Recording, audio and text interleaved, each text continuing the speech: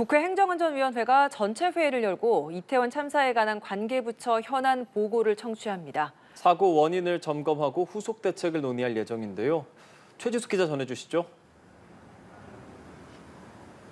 네, 행안위는 오늘 오후 2시 전체 회의를 열어 이번 참사의 원인과 경과를 점검할 예정입니다. 사태 수습이 우선인 만큼 현안을 보고받고 대책을 점검한다는 방침입니다.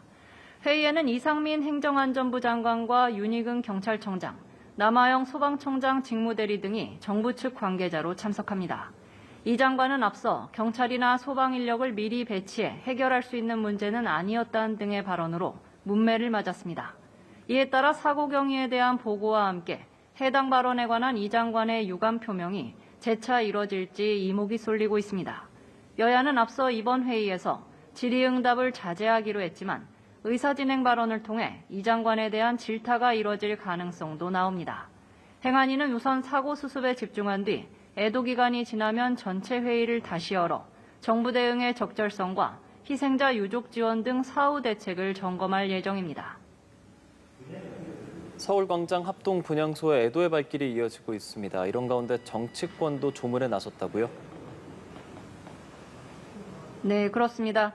여야 모두 오늘 오전과 오후 각각 합동 분향소를 찾아 조문을 이어갈 예정입니다. 국민의힘은 오전 원내대책회의 직후 주호영 원내대표를 비롯한 원내 지도부가 분향소로 이미 향했습니다. 주 원내대표는 거듭 고인의 명복을 빌며 유가족의 위로를 전했는데요.